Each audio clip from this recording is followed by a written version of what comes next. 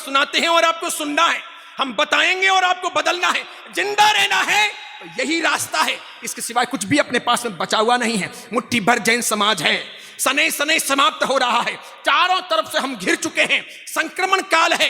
ये हमारे सामायिक ने प्रतिक्रमण ने, ये जाप ने, ये तप ने, ये तीर्थ यात्राएं, ये नव्वाणु, ये मंदिर उपाश्रय स्थानक और तेरापंथ भवन तो कुछ ही दिनों में नीलाम होने वाले हैं। हमारी ताकत अब बची नहीं है। यूं भी ब्रेन वॉश हमारा किया जा रहा है, हमारी नई औलादें जैन बची नहीं हैं, और हम जो बचे हैं वो भी हम बराबर जिंदा नहीं रह पाएंगे, क्योंकि हमारी संख्या कम, दुष्काल में अधिक मास हम बटे हैं, संप्रदायों में, जातियों में, पंथों में, मान्यताओं में, वर्गों में, भाषाओं में, क्षेत्रों में, अलग अलग प्रकार की कौमों में हम बटे हैं। इसके सिवाय आपस में हमारे ईर्ष्या है, भ्रातृत्व प्रेम कम है, अंदर की धर्मनिष्ठा बहुत कमजोर है, नई पीढ़ी को मजबूत रखने का हमारा इरादा कामयाब नहीं हो रहा। फिर हमारे धन खर्च करने की दिशा बदल चुकी है, दिखावा हम बेशुमार करते हैं, लोगों की नजरों में आ रहे हैं। दूसरों को जैन बनाने का बहुत बड़ा ध्येय पीछे छूट गया है। वो सब पूर्वाचार्यों ने किया था, पूर्व के बड़े बड़े महान शिष्यों ने किया था, उन्होंने तन मन धन से योगदान दिया था, उन्होंने इतिहास रच लिए थे। उनकी दी हुई विरासत को संभालने में भी हम कामयाब नहीं हो रहे। इसलिए पक्के तौर पर कहता हूं, आने वाले 25 साल 50 साल हमारे लिए निर्णायक होने वाले हैं।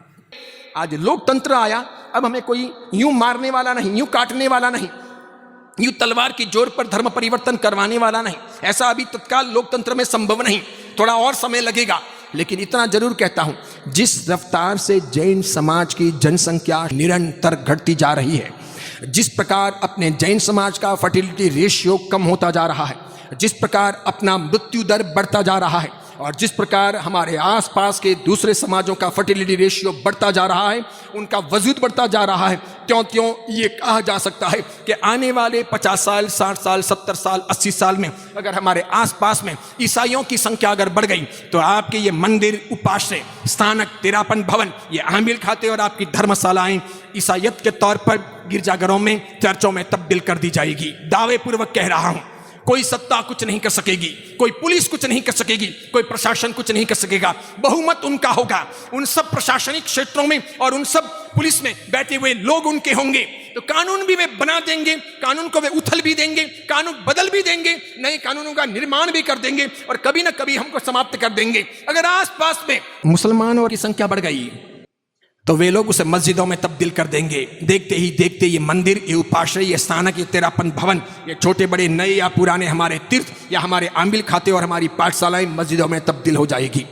इसलिए क्रांतिकारी खतरनाक बात आपको कहता हूं, जल्दी आपके गले नहीं उतरेगी, वक्त लगेगा। कुछ बातें ऐसी होती हैं जो आज गले उतरेगी, कुछ बातें ऐसी हैं जो 10 साल 15 साल के बाद में जब आप भुगतोगे, ठोकरें खाओगे, महसूस करोगे, फील करोगे, तब गले उतरेगी। और कुछ कुछ बातें ऐसी हैं जो गले नहीं उतरेगी।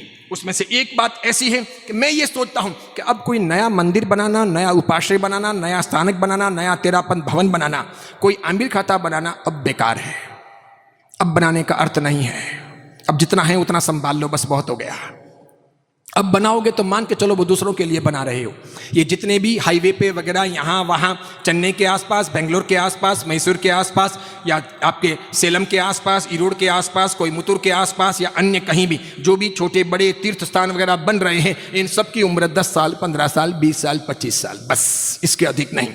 भले बोलने में प्रतिष्ठा के दिन बोलते हैं, यावत चंद्र दिवाकर, जब तक सूरज चांद रहेगा, ये जिन शासन का नाम रहेगा, ये जिनालय रहेगा, ऐसे करके भले वासकशिप डालते हैं और बोलते हैं। ये सब बोलने के लिए स्लोगन है। सूरज तो रहेगा, चांद भी रहेगा, आपके मंदिर नहीं रहेंगे, ये स्थानक नहीं रहेंगे, ये तेरापन भवन नहीं रहेंगे, क्योंकि आप नहीं रहोगे, आपकी अस्मिता नहीं रहेगी, आपकी शक्ति नहीं रहेगी, आपका वर्चस्व नहीं रहेगा, आपका बल नहीं रहेगा, बस दूसरों का वजूद बढ़ जाएगा। और ये मत्स्य गलागल न्याय का सिद्धांत यहां पर लागू होगा कि बड़ी मछली छोटी मछली को हमेशा खा जाती है। और इसीलिए मैं मंदिर का विरोधी नहीं, स्थानक का विरोधी नहीं, तेरापन भवन का विरोधी नहीं, कोई पाठशाला आमिल खाते का विरोधी नहीं, उपाश्रय का विरोधी नहीं, लेकिन मैं ये सोचता हूं कि अब शक्ति वहां लगाने का अर्थ नहीं बचेगा।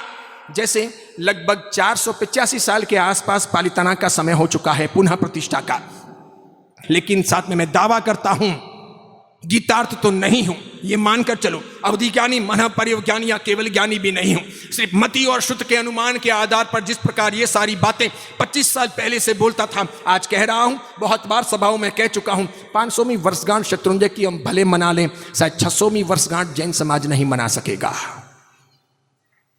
वो फिर और कोई मनाएगा। जिसका जोर होगा वो मना लेगा।